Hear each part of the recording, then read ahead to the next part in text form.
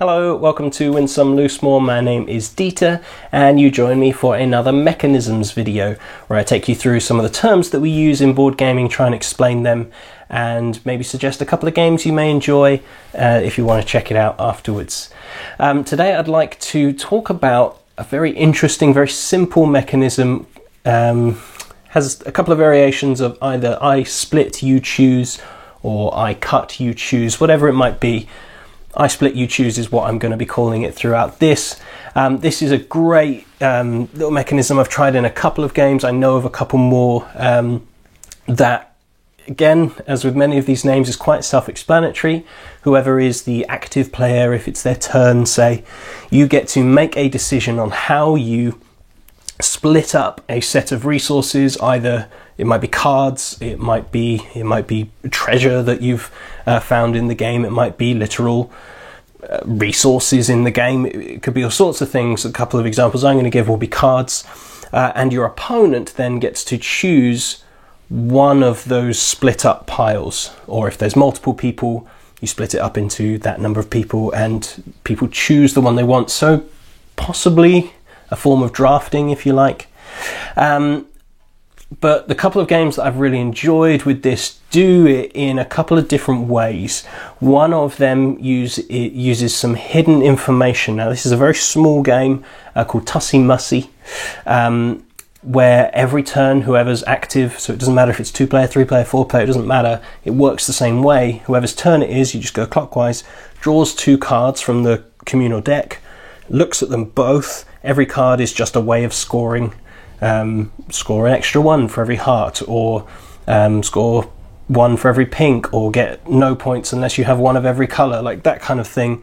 Each card is different, but they belong to one of the 4, maybe 5 colours, don't remember, 4 I think, yellow, pink, red, purple and white, sorry, 5. And they look at them both and then put 1 face up and 1 face down and offer that to the player on their left. And so the player on their left is going, okay, I know that information, but actually because of my other thing, that I score points for face down ones, or it might be the colour that I want, I'm going to choose this one. And so they get to choose, yes, I've presented them, but they gain one of the cards and I keep the other one. So I have to then try and think, and the very core of I split, you choose, is to try and outthink your opponents into, how do I get them to take the one that I don't want? Or how do I get them to not take the one that I do want? I know, basically the same thing, but they could be both good for your opponent or both good for you. How do I manipulate it so they feel like they've made the better choice, but actually they end up with the thing I wanted them to take? And so this is a really simple thing. This is a 5-10 minute game. Everybody goes until they have 4 cards and then you score. All the face up ones score as your bouquet, and all the face down ones you flip over but separate and score as your keepsakes. And so you do this 3 times, you play 3 rounds, and whoever has the most points wins. But it's just a very simple look at, here's half of the information, now make the decision. You are benefiting them probably, so that's the core of I split, you choose. They're going to get something out of it, but how do you manipulate that choice so that they take what you wanted them to? So that's one way of approaching it. Another way is a great, again, 5-10 minute game of Hanami Koji.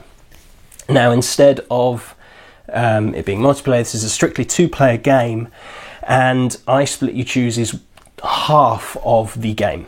So everybody, or each player has 4 actions. They are the same actions, and there are little tiles to show you what they are, and when you've used them, one of them's just keep a card, one of them's just discard 2 cards. But then the other 2, from your hand, you've been building this hand, and you're doing set collection, where you're trying to get more than the other person of a particular type of card to win the favour of one of these geishas that's out there.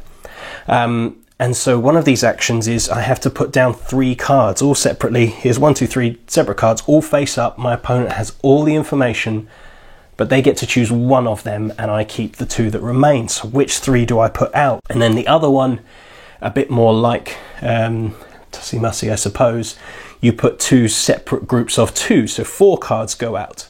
And so your opponent has to choose one of these groups. So how can I either make the groups the same so it doesn't matter which one they take, or make one look slightly more favourable to them but only half helps them, whereas the other one completely helps me. And so there's again that decision of how do I get them to take the one that I want them to, and that idea within the mechanism just makes these short, simple games really engaging, a lot of fun, a lot of mental pressure.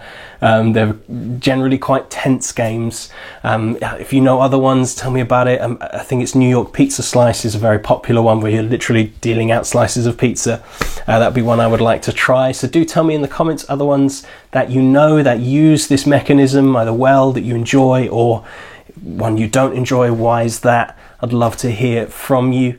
I'd love to hear from you from social media as well. Do follow us, find us on Twitter, Instagram, Facebook, all the usual places. Just search Win Some Lose More. Do consider subscribing to this channel if you don't already, and hit the bell icon so you stay updated when we put out new things.